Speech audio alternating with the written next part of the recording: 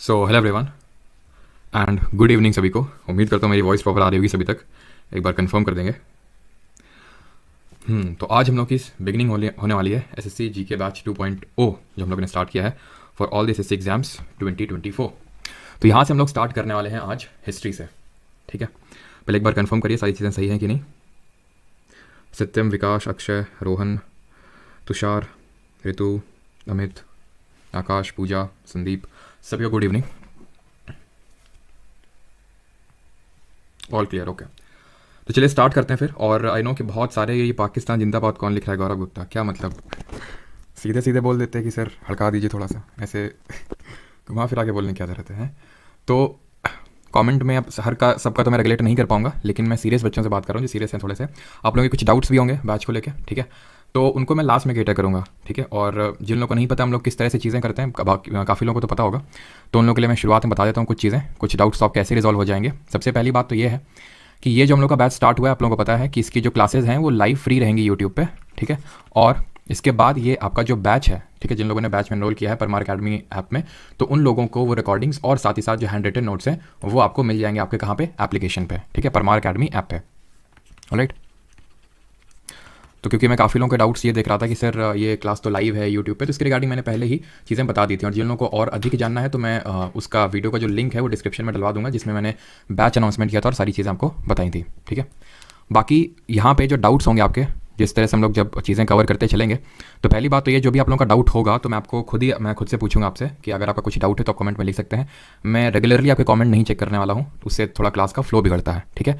और जो मेन मुझे चीज़ें डिलीवर करनी है वो कहीं ना कहीं उसमें हिंड्रेंस क्रिएट होता है और आपको भी डिस्टर्बेंस होता है मैक्सिमम लोगों को, ठीक है। तो जो भी आपके डाउट्स हैं चिंता मत करिए कि वो सारी चीज़ें रिजॉल्व मैं करूँगा, जैसे कि जब मैंने पूछूंगा या फिर वीडियो के लास्ट में हम लोग सारी चीज़ें कर लेंगे, ठीक है, जो भी आपके डाउट्स होंगे। और आपको ये पता होना चाहिए कि हम लोग जो भी चैप्टर करेंगे उसके PYQs यानी कि एसएससी के एग्जाम्स में या फिर जैसे कोई अदर एग्जाम में भी रेलेवेंट जो क्वेश्चंस आए हुए हैं उनको भी हम करते हैं, ठीक है। अभी तक जो भी हम लोग का जो पुराना बैच रहा है और अभी उसमें भी मतलब उसका एंड हो रहा है हिस्ट्री से और आप लोगों का स्टार्ट हो रहा है हिस्ट्री से, ठीक है। तो हम लोगों ने कोई एक सिंगल चैप्टर ऐसा नहीं किया जिसमें कि हम लोगों ने PYQs ना किए हों। तो सारी चीज़ें हम पहले समझेंगे थ्योरेटिकल, और उसके बाद जो MCQs हैं, PYQs हैं, उनको हम लास्ट में सॉल्व करेंगे, राइट, उस टॉपिक पे बेस्ड।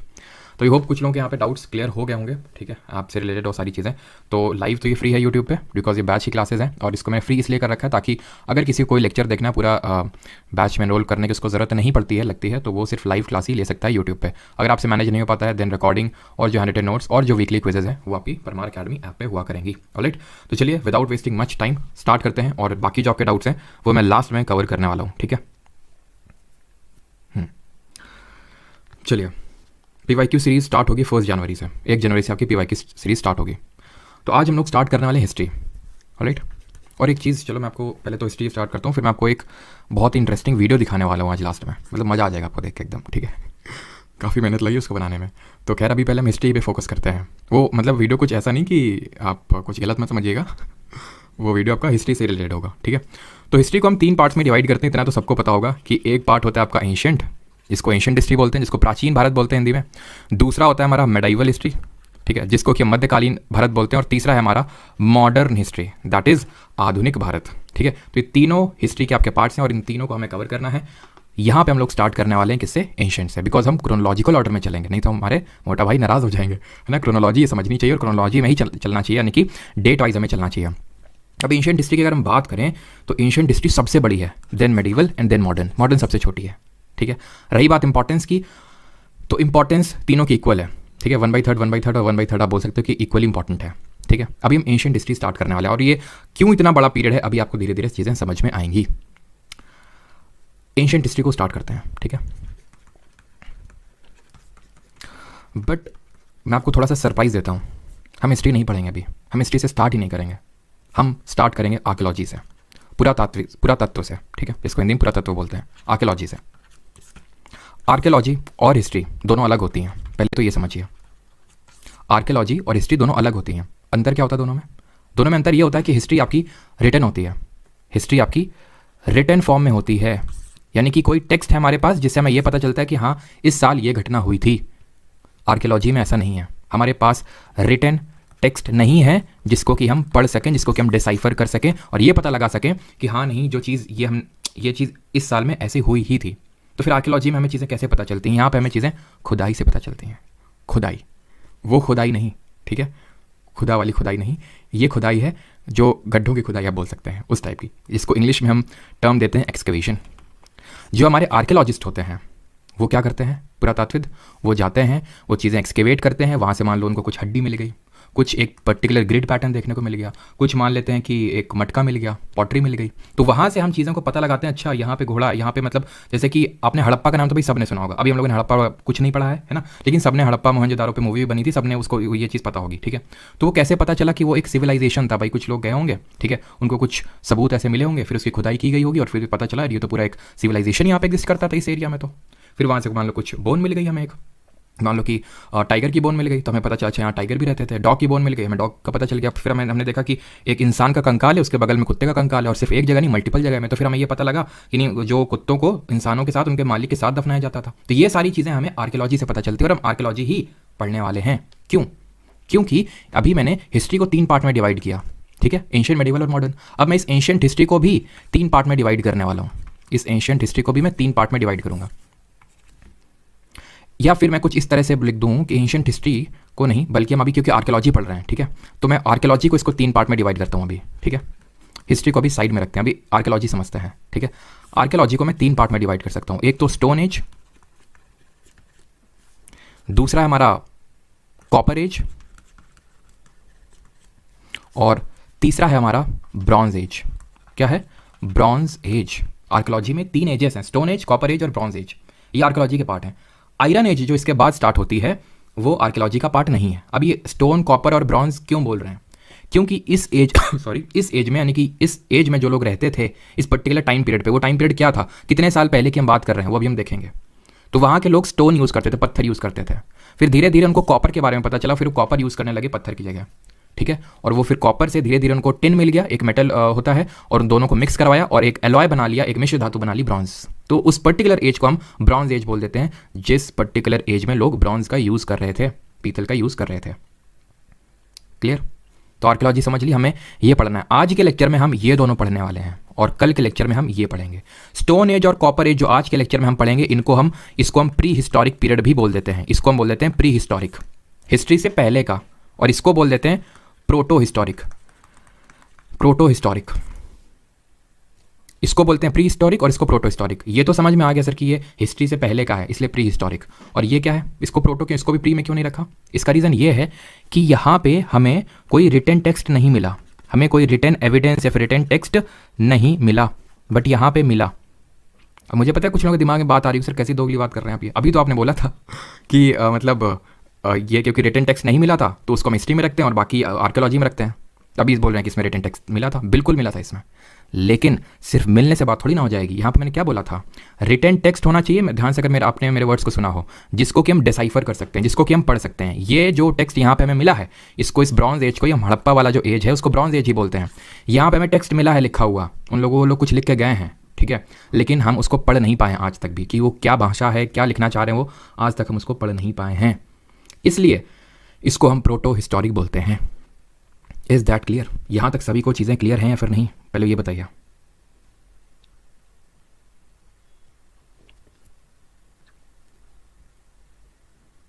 थोड़ा बेसिक से पढ़ाएं। अच्छा बोला बेटा बेसिक, इतना बेसिक तो नहीं जा पाएंगे।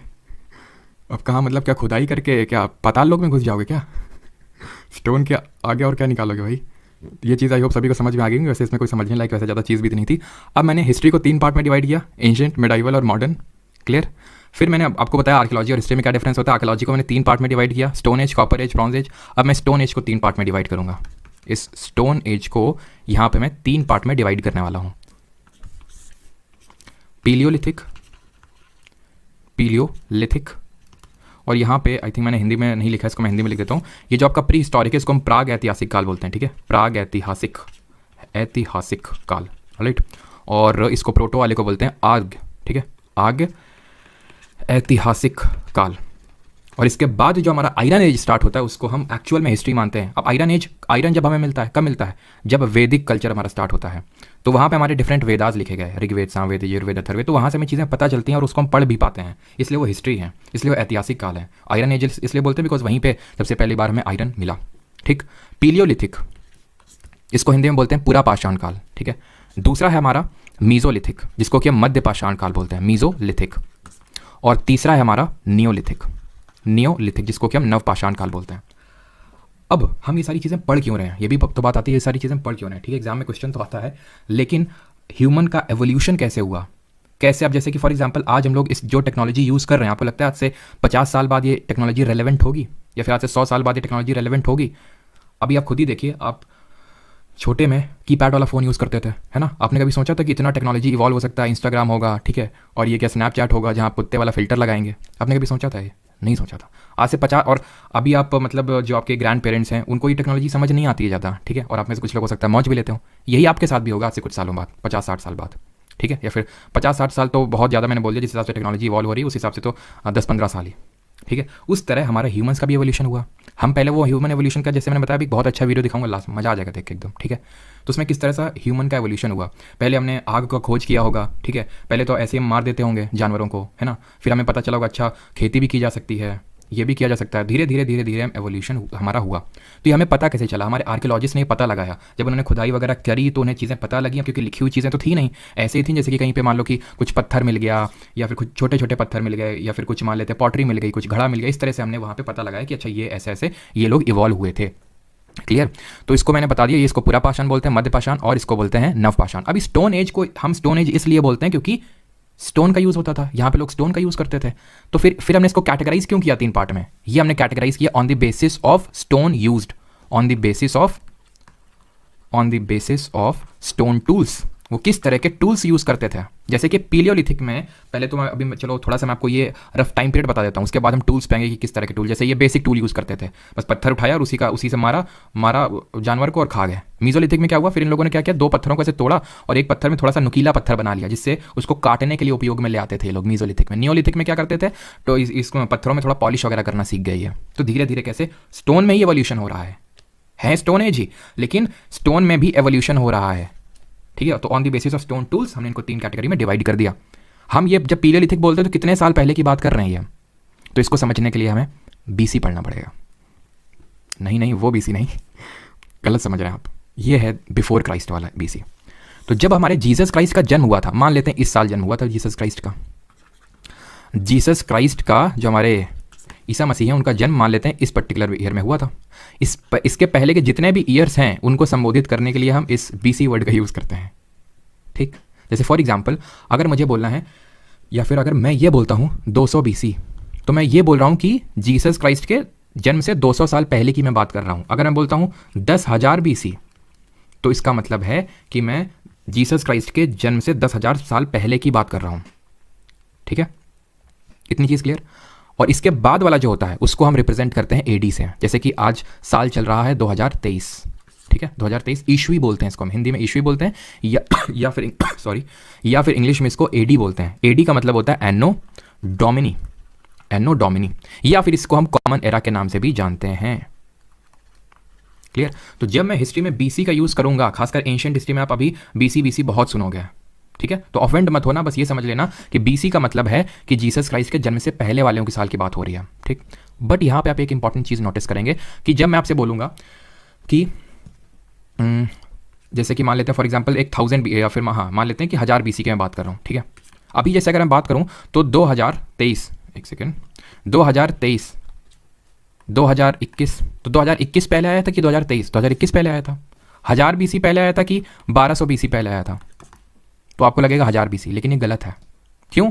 क्योंकि आप खुद सोचो, 1200 तो कुछ यहाँ पे किस कर रहा होगा ना, 1000 कुछ यहाँ किस कर रहा होगा ना। धीरे धीरे हम कहाँ पे आ गए? हम धीरे धीरे 0 पे आ रहे हैं। यानी कि जब हम बीसी की बात करते हैं और आगे जाते हैं तो नंबर घटता है। आई अगेन रिपीट, 500 बीसी बाद में आया होगा, 500 बीसी बाद में आया होगा, और जो 600, यहाँ पे मैं लिख देता हूँ, 600 बीसी पहले आया होगा। 600, 500, फिर इस तरह से 400, ठीक है, 400 आया होगा, फिर 200 आया होगा, फिर 100 बीसी आया होगा, और फिर देन 0 से फिर 1 2 3 4, और आज हम कहाँ खड़े हुए हैं? 2023 में, सन 2023 में। तो ये होप ये बीसी वाली जो चीज़ है आपको समझ में आ गई होगी कि बिफोर क्राइस्ट का मतलब क्या होता है। क्लियर? तो जब हम पीलियोलिथिक बोलते हैं तो आप ये मान लो कि इनफाइनाइट पीरियड से लेके 10,000 बीसी तक। वैसे इंडिया में जो हमें पीलियोलिथिक साइट्स मिली हैं वो लगभग 5 लाख बीसी, जो हम, क्योंकि डिफरेंट टेक्निक्स होती हैं एज निकालने के लिए, उसको हम कार्बन डेटिंग बोलते हैं, तो उससे हमें एज पता चलती है, ठीक है। 5 लाख, ये मैंने आपको ज्योग्राफी में कुछ लोग जानते होंगे और कुछ लोग आगे पढ़ेंगे, ठीक है। 5 लाख BC से लेके 10,000 BC, ये है पीलियोलिथिक का टाइम पीरियड। मीजोलिथिक की अगर बात करें तो मीजोलिथिक जाता है 9,000 BC से लेके 4,000 BC। तो आप समझ रहे हैं कि 4,000 BC यानी कि हम ये पहले का है, यानी कि 9,000 BC पहले हुआ होगा, 4,000 BC बाद में हुआ होगा, ठीक है। और जब हम नियोलिथिक की बात करते हैं तो 7,000 BC से लेके रफली 1,000 BC तक।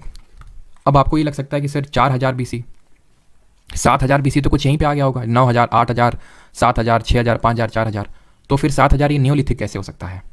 देखिए हर चीज़ें ट्रांजिशन में चलती हैं, ऐसे नहीं कि जो जैसे मान लेते हैं कि पीलियोलिथिक की कोई साइट है, ठीक है, तो यहाँ पे कुछ लोग रह रहे होंगे, ठीक है, यहाँ पे कुछ लोग रह रहे होंगे, आज से मान लेते हैं कि 20,000 BC में, ठीक है, 20,000 BC में हो सकता है कि ये बाढ़ की वजह से या फिर कुछ ऐसा भूकंप वगैरह आया हो, ये लोग खत्म हो गए हों, लेकिन ये अभी भी चल रहे हैं। तो ये पीलियोलिथिक में भी थे और ये हो सकता है मीजोलिथिक में भी हो सकता है, नियोलिथिक में भी हो। तो सारी चीज़ें ट्रांजिशन में चलती हैं। तो कुछ ऐसी साइट्स हैं, साइट्स क्या होती हैं जहाँ से हमें ये पता चला कि हाँ यहाँ पीलियोलिथिक के लोग रहते थे, यहाँ मीजोलिथिक के लोग रहते थे, या फिर यहाँ नियोलिथिक के लोग रहते थे, तो उनको हम साइट्स बोलते हैं, ठीक है। तो वो अभी हम पढ़ेंगे कि कौन सी साइट पीलियोलिथिक है, कौन सी मीजोलिथिक है, कौन सी नियोलिथिक है, बिकॉज इससे क्वेश्चन बनता है, ठीक। तो मैं फिर से चीज़ों को समराइज़ कर देता हूँ। फिर सबसे पहले तो हमने पढ़ा हिस्ट्री के 3 टाइप्स, फिर हमने एंशिएंट हिस्ट्री को उठाया, फिर मैंने आपको ये बोला कि हिस्ट्री हम लोग अभी नहीं पढ़ रहे हैं, अभी हम लोग आर्कियोलॉजी पढ़ रहे हैं। हिस्ट्री और आर्कियोलॉजी में हमने डिफरेंस समझा। आर्कियोलॉजी में हमें 3 एजेस समझनी है, stone age, bronze age, iron age, stone age, copper age और ब्रॉन्ज एज। तो ब्रॉन्ज एज हम कल देखेंगे, हड़प्पा वाला जो पूरा देखेंगे वो ब्रॉन्ज एज है। स्टोन एज और कॉपर एज आज देखेंगे। फिर मैंने स्टोन एज उठाया और स्टोन एज को मैंने फिर फर्दर 3 कैटेगरी में डिवाइड किया, पीलियोलिथिक, मीजोलिथिक और नियोलिथिक। इसको बोला पूरा पाषाण काल, मध्य पाषाण काल और नव पाषाण काल। मैंने आपको टाइम पीरियड बताया कि कब से लेकर कब तक ये एग्जिस्ट किया, क्लियर। अब आते हैं पीलियोलिथिक पे, बट बिफोर दैट एक चीज़ ध्यान रखना कि जो हमारी अर्थ है ये रफली 4,000 मिलियन साल पुरानी है। ये क्वेश्चन भी आया था आपकी सीजीएल मेंस पे भी इसी बार, ठीक है। हम ज्योग्राफी में पढ़ेंगे, कुछ लोगों को पता होगा कि हमारी जो अर्थ होती है उसके 3 पार्ट होते हैं, एक होता है क्रस्ट, मैंटल, कोर, भूपर्पटी, मैंटल और कोर। ये क्रस्ट 4 स्टेजेस में इवॉल्व हुई और उसकी जो 4th स्टेज थी, उसको जो 4th स्टेज थी, 3rd, 1st, 2nd, 3rd तक इस पृथ्वी पे कुछ नहीं था, कुछ नहीं, अभी ह्यूमन लाइफ इवॉल्व नहीं हुई थी। बट क्वार्टरनरी जब आई आपका, मतलब जो 4th स्टेज को हम क्वार्टरनरी स्टेज बोलते हैं, इस स्टेज को हम 2 कैटेगरी में डिवाइड करते हैं। एक को बोलते हैं प्लेस्टोसीन और दूसरे को बोलते हैं होलोसीन।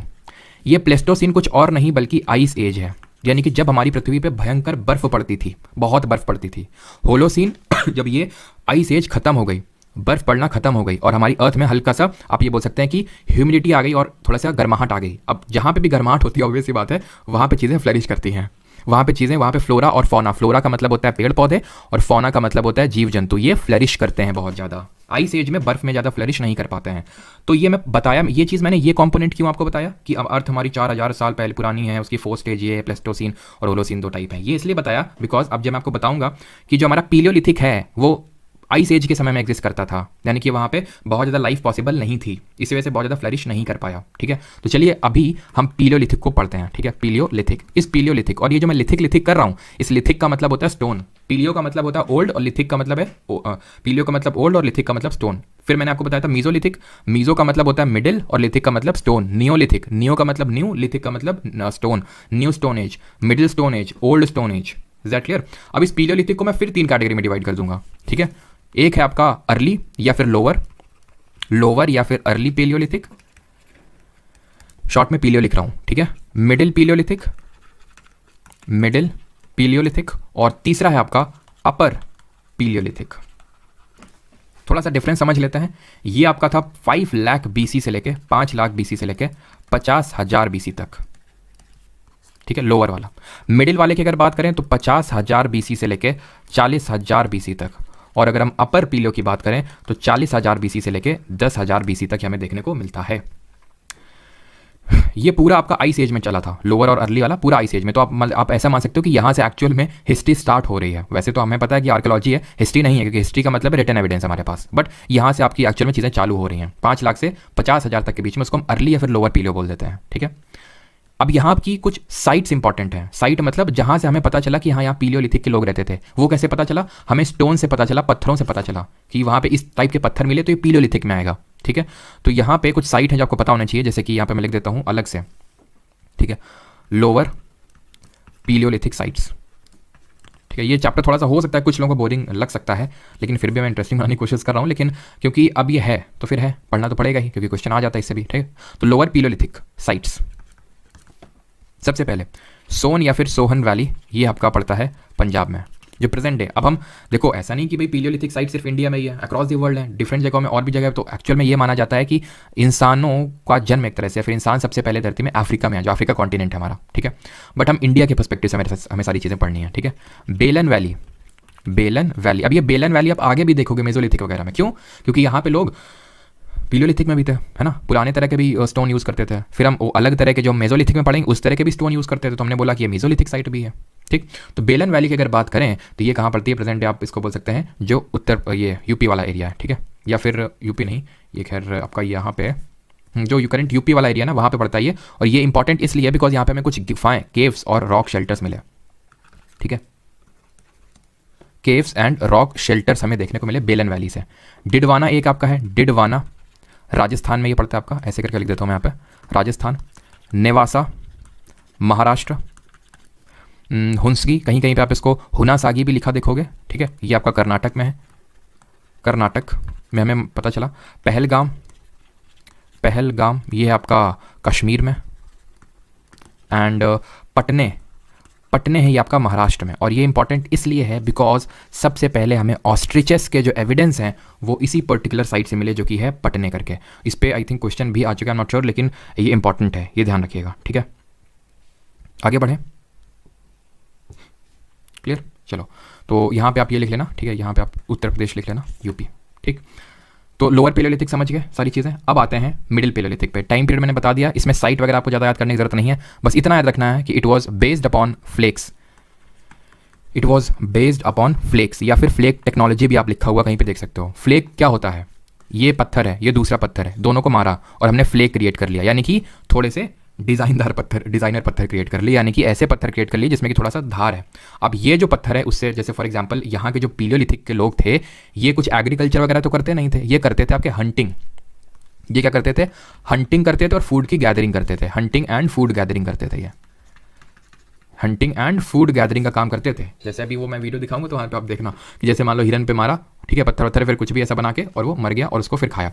अब मिडिल पेलियोलिथिक में आते आते इन लोगों ने फ्लेक का यूज़ करना चालू कर दिया, तो उससे जो फ्लेश मिला हमें, जो मीट जिनको मिलता था उसको ऐसे बढ़िया काट के से खाते थे, ठीक है। और इन फ्लेक्स को, ठीक है, हम फ्लेक टेक्नोलॉजी बोल देते हैं। अपर पेलियोलिथिक में अगर हम बात करें तो upper palaeolithic it coincided with the last age of the Pleistocene, क्योंकि जो प्लेस्टोसीन है, आइस एज जो है हमारी, ये आप ये समझ लीजिए कि 10,000 BC तक चली थी बस। इसके बाद हम ये मान सकते हैं कि हमारा होलोसीन एज स्टार्ट हो गया था 10,000 BC के बाद। तो हम ये बोल सकते हैं कि कहीं ना कहीं, क्योंकि आप ये देखिए अपर पीलियो भी तो 10,000 तक ही है, तो ये अपर पीलियोलिथिक वाला कहीं ना कहीं ये लास्ट फेज ऑफ प्लेस्टोसीन से कोइंसाइड कर रहा है, ठीक है, लास्ट फेज ऑफ प्लेस्टोसीन से ये कोइंसाइड कर रहा है, क्लियर। और यहाँ पे आपको एक चीज़ ये ध्यान रखना है कि यहाँ पे है we see the appearance of modern type of man, जिनको हम बोलते हैं होमोसेपियंस। ये होमोसेपियंस आप में से कुछ लोगों ने नाम पहले सुना होगा। ये होमोसेपियन क्या होते हैं, कौन होते हैं? तो ये हम लोग होमोसेपियन ही हैं। It is a species to which all the modern human being belong. जितने भी इंसान इस पृथ्वी पर रह रहे हैं अभी, वो होमोसेपियन से ही बिलोंग करते हैं। पहले हम बंदर थे, फिर धीरे धीरे हमारा एवोल्यूशन हुआ, फिर हम होमोसेपियन बने। जैसे अभी कुछ एप्स होते हैं, बंदर होते हैं, जैसे कुछ बंदर होते हैं, कुछ अलग तरह के बंदर होते हैं, है ना, जो ज़्यादा चीज़ें समझ लेते हैं, कुछ इंसानों तरह, कुछ गोरिल्ला होते हैं, थोड़े इंसानों की तरह दिखते हैं। हम जो हैं वो होमोसेपियन की कैटेगरी में आते हैं, हम होमोसेपियंस की स्पीसीज़ हैं। वो सबसे पहले हमें अपर पीलियोलिथिक में देखने को मिलती है, क्लियर। इतनी चीज़ यहाँ तक किसी को यहाँ कोई डाउट तो नहीं है, पहले ये बता दीजिए। और यहाँ पे ध्यान रखना, अपर पीलियोलिथिक जो स्टेज है, यहाँ पे मैं लिख देता हूँ, रुको, ठीक है, यहाँ पे मैं लिख देता हूँ, जो हमारी अपर पीलियोलिथिक है, यहाँ हमें देखने को मिलती हैं भीमबेटका, एक जगह पड़ती है मध्य प्रदेश में। यहाँ पे हमें केव्स देखने को मिलती हैं, ठीक है, केव्स और रॉक शेल्टर्स देखने को मिलते हैं भीमबेटका में, ठीक है। ये बहुत इंपॉर्टेंट, इसको एकदम रट्टा मार लीजिएगा कि जो भीमबेटका है वो एक्चुअली भोपाल के पास में मध्य प्रदेश में है। यहाँ पे केव्स और हमें रॉक शेल्टर्स देखने को मिलते हैं, ठीक है, रॉक शेल्टर जहाँ पे रॉक्स वगैरह रखी जाती हैं, ठीक है। और यहाँ पे जो अपर पीलियोलिथिक स्टेज है, यहाँ पे थोड़ा सा फ्लिंट डेवलप होता है। ये फ्लिंट क्या है? एक तरह का स्टोन होता है, जैसे फ्लेक टेक्नोलॉजी, तो वैसे यहाँ पे हमें फ्लिंट देखने को मिलता है, क्लियर। और इसकी कुछ और साइट हैं जो यहाँ पे आप लिख लीजिए, एक तो इनाम गांव, ठीक है, इनाम गांव, इसको हम चालकोलिथिक कॉपर वाली एज में भी देखेंगे, ध्यान रखना, ठीक है। और नेवाडा, ये दोनों पड़ती हैं महाराष्ट्र में, प्रेजेंट डे महाराष्ट्र में। और डिडवाना राजस्थान, ठीक है, डिडवाना राजस्थान में है। आई होप यहाँ तक सभी को सारी चीज़ें क्लियर होंगी। अब पीलियोलिथिक हमारा खत्म हो गया, मैं फिर से समराइज कर देता हूँ। स्टोन एज को मैंने 3 कैटेगरी में डिवाइड किया था, पीलियोलिथिक, मीजोलिथिक और नियोलिथिक। पीलियो को मैंने फिर 3 कैटेगरी में डिवाइड किया, लोअर या अर्ली, मिडिल और अपर। टाइम पीरियड ये था, पीलियो जो अपर पीलियो सॉरी लोअर पीलियो था उसकी हमें ये साइट याद करनी है कि वो कहाँ पे है, मैचिंग में आ सकता है। मिडिल में हमें सिर्फ इतना याद रखना है कि it was based upon flake technology, बस खत्म, साइट हमें याद करने की जरूरत नहीं है। अपर पीलियो की अगर हम बात करें तो it coincided with the last phase of Pleistocene, मतलब प्लेस्टोसिन आइस एज, वो यहाँ से स्टार्ट होता है और यहाँ पे खत्म हो जाता है। होमोसेपियन देखने को मिलते हैं। ये लोग जो हैं अपर पीले वाले फ्लिंट का यूज़ करते थे, भीमबेटका, इनाम गांव, नेवाडा और डिडवाना, कहाँ कहाँ ये पता होना चाहिए। और भीमबेटका तो बेहद इंपॉर्टेंट है बिकॉज ये भीमबेटका हमें आगे भी देखने को मिलेगा। और जो पीलियोलिथिक के लोग थे ये सिर्फ अभी जो जानवर थे उनको मार के खाते थे, यानी कि हंटिंग करते थे और खा लेते थे, अभी तक ये एग्रीकल्चर पे नहीं आए थे। Is that clear? अब आते हैं मीजोलिथिक पे। मीजोलिथिक जिसको कि हम मिडिल स्टोन एज के नाम से भी जानते हैं। मीजो का मतलब होता है मिडिल, लिथिक का मतलब होता है स्टोन। क्लियर? ये हमारा वही 8 या फिर 9000, उतना लोड नहीं लेना, 8 या फिर कहीं 8000 कहीं 9000 आप लिखा देखोगे, ठीक है, से लेके 4000 BC तक चला। ट्रांजिशनल फेज था पीलियोलिथिक और नियोलिथिक के बीच में, यानी कि पीलियोलिथिक यानी कि पूरा पाषाण काल यहाँ से खत्म हुआ और नियोलिथिक यहाँ से स्टार्ट हुआ। सारी चीजें ट्रांजिशन में चल रही थी, ऐसा नहीं कि चलो खत्म हो गया अब चलो मीजोलिथिक स्टार्ट हो रहा है, ठीक है। Warmer climate resulted in increased flora and fauna, अब गर्म हो गया ना क्लाइमेट, प्लेस्टोसिन आइस एज गई, अब तो वार्मर क्लाइमेट आ गया, तो इसलिए से फ्लोरा और फौना और बढ़ेगा। इसका डिस्ट्रीब्यूशन देखते हैं कि कहाँ कहाँ पे हमें इसकी साइट्स देखने मिलेंगी। तो ये साइट इंपॉर्टेंट है, लंगनाज महसाना डिस्ट्रिक्ट गुजरात, भीमबेटका अगेन, अभी आप बोलोगे सर वो तो अपर पीलो में थी, तो बिल्कुल इसमें तो कोई डाउट ही नहीं होना चाहिए कि अपर पीलो में थी, यही इसमें हमें मेसोलिथिक कल्चर भी देखने को मिलता है, ठीक है। चौपानी मांडो उत्तर प्रदेश में है, इनको याद करिएगा, अभी हम क्वेश्चंस करेंगे, ठीक है, प्रीवियस ईयर का, और देखना वहाँ पे क्वेश्चंस आपको देखने मिलेंगे। बीरभानपुर वेस्ट बंगाल में, बागोर राजस्थान, संगनाकल्लू कर्नाटक, टूटीकॉर्न तमिलनाडु, ठीक है। People lived in huts and paved floors, याद करने की जरूरत नहीं है, ये सारी चीज़ें आपको याद करने की जरूरत नहीं है। अब जो आपको याद करने की जरूरत है वो एक बहुत इंपॉर्टेंट चीज़ है, दैट इज कि यहाँ पे माइक्रोलिथ का इवोल्यूशन होता है। मीजोलिथिक पीरियड में हमें माइक्रोलिथ्स देखने को मिलते हैं। ये माइक्रोलिथ का मतलब क्या होता है? माइक्रो का मतलब छोटा, लिथ का मतलब अभी बताया स्टोन, छोटे पत्थर, पत्थर जो डिफरेंट तरह के होते थे, जैसे कुछ पत्थर ऐसे हो गए मान लेते हैं, कुछ इस तरह के पत्थर हो गए, ठीक है, कुछ इस तरह के पत्थर हैं, कुछ इस तरह के पत्थर हैं, डिफरेंट तरह के छोटे छोटे पत्थर डिफरेंट चीज़ों को यूज़ में लाने के लिए ये लोग बनाने लगे। पीलियो में क्या था? बेसिक सा पत्थर यूज़ कर रहे हैं अभी। याद रखिए हमने स्टोन एज को पीलियो, मीजो और नियो किस बेसिस पे डिवाइड किया था? On the basis of stone tools. Palaeo वाले बेसिक वाले यूज कर रहे हैं, बेसिक पत्थर, ये क्या है? और इसमें भी जब हमने 3 कैटेगरी में डिवाइड किया तो ये भी हमने on the basis of stone tool ही किया। यहाँ पे बेसिक एकदम यूज कर रहे हैं, यहाँ क्या थोड़ा सा पत्थर से पत्थर तोड़ के फ्लेक बना लिए, यहाँ फ्लिंट टेक्नोलॉजी बना ली। यहाँ पे क्या था? यहाँ अब इन्होंने छोटे छोटे पत्थर, मेगालिथ का जमाना गया, बड़े पत्थर का जमाना गया, अब माइक्रोलिथ का आ गया, छोटे छोटे पत्थर। फॉर एग्जाम्पल इससे मान लेते हैं कुछ काटते होंगे, ठीक है, इससे मान लेते हैं कुछ 2 चीज़ों को रख के, मतलब 2 पत्थर का यूज़ करके बीच में रख के कुछ पीसते होंगे, ठीक है, तो छोटे छोटे पत्थर का यहाँ से इवोल्यूशन हुआ। तो मेसोलिथ में माइक्रोलिथ आया, ये हमें पता होनी चाहिए। इसके कुछ साइट्स हैं जहाँ से हमें पता चला, माइक्रोलिथ साइट्स यहाँ पे मैं लिख देता हूँ जो आपको याद करनी है। आई अगेन रिपीट, हैं तो बहुत सारी, लेकिन मैं सिर्फ आपको वही लिखवा रहा हूँ जो इंपॉर्टेंट वाली हैं, ठीक है। तो आदमगढ़ मध्य प्रदेश, ठीक है, बागोर राजस्थान, और यहाँ पे मतलब इसमें आपको ये तो याद करनी है। इसके अलावा जो बागोर तो आई थिंक यहाँ पे लिखा हुआ है ना, ठीक है, लिखा हुआ है यहाँ पे, आदमगढ़ नहीं लिखा हुआ, तो आदमगढ़ आप यहाँ पे ऐड कर लीजिएगा, या तो रुको यहाँ तो यहीं पे ऐड कर देता हूँ मैं, ठीक है, आदमगढ़ मध्य प्रदेश, ठीक है। अच्छा, बागोर राजस्थान में एक चीज़ याद रखना कि यहाँ पे सबसे पहले हमें it provides, very important line, it provides earliest evidences of domestication of animals, यानी कि सबसे पहले जानवर रखे जाते थे इंसानों के द्वारा, डोमेस्टिकेट, जैसे हम पालते हैं, कुत्ते पालते हैं, बिल्ली पालते हैं, कुछ लोग शौक पालते हैं, तो वो पालने वाली जो चीज़ें हैं, सिस्टम है, वो हमें यहाँ से पता चली बागोर राजस्थान में कि हाँ लोग जानवरों को भी पालते थे। तो ये कहाँ से पता चला? सबसे पहले अगर आपसे इस तरह से क्वेश्चन पूछ ले कि डोमेस्टिकेशन ऑफ एनिमल्स के बारे में, राहुल सिंह यादव ने 40 रुपये भेजा और ये लिखा है सर CGL-PY कब से होगा? हाँ हिंदी प्लीज़, ये 1 जनवरी से होगा राहुल जी, ठीक है, और पैसे भेजने की जरूरत नहीं है, आप वैसे भी पूछेंगे तो मैं आपके डाउट का आंसर करूंगा, लेकिन लास्ट में, ठीक है। अभी थोड़ा सा लेक्चर कर लेते हैं बस, थोड़ा सा इसके बाद नियोलिथिक और बाकी है, ठीक है। तो अगर आपसे पूछ लेगा कि earliest evidence of domestication of animals कहाँ से पता चला, तो तुम बोलोगे मीजोलिथिक से, वो थोड़ा और घुसेगा, तुम भी और घुस जाना, पूछेगा कहाँ से मिला, साइट बताओ, बागोर राजस्थान, खत्म, ठीक। तो इसमें हमें सिर्फ इतना ही पढ़ना है, ठीक है। अब आ जाते हैं नियोलिथिक में। तो मेजोलिथिक में ये मत भूलना, माइक्रोलिथ वाला बहुत इंपॉर्टेंट है। अब आ जाते हैं नियोलिथिक पे, ठीक है। तो सबसे पहले हम नियोलिथिक के बारे में चीज़ें समझ लेते हैं, ठीक है। यहाँ पर मैं ड्रॉ करता हूँ लाइन, और नियोलिथिक यहाँ पे मैं लिखता हूँ, ठीक है। जो नियोलिथिक, न्यू का मतलब न्यू और लिथिक का मतलब स्टोन, ठीक है। तो न्यू स्टोन एज, ये लोग फूड प्रोड्यूसर्स थे। अब यहाँ से खाना हमें पता चल गया कि ये लोग फूड प्रोड्यूस करते थे, मतलब जैसे हम लोग कल्टीवेशन करते हैं, गेहूं चावल ये सब ये करने लगे। हमें कैसे पता चलता है कि हमें वहाँ पे देखने को मिला क्या गेहूं चावल? फिर मिला भी तो हो सकता है कि वो अभी वाला गेहूं चावल वहाँ पे पड़ा हो। तो अभी मैं बताऊंगा वो कैसे हमें पता चला कि ये लोग फूड प्रोड्यूस करना नियोलिथिक से स्टार्ट किए थे।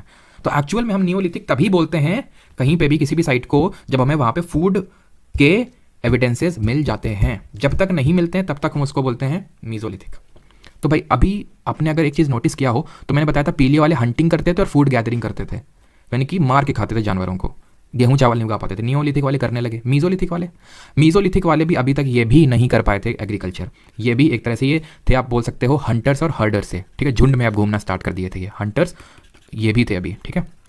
तो डोमेस्टिकेशन ऑफ एनिमल तो मीजोलिथिक से पता चला, लेकिन नियोलिथिक में ये फूड प्रोड्यूस करना स्टार्ट कर दिए।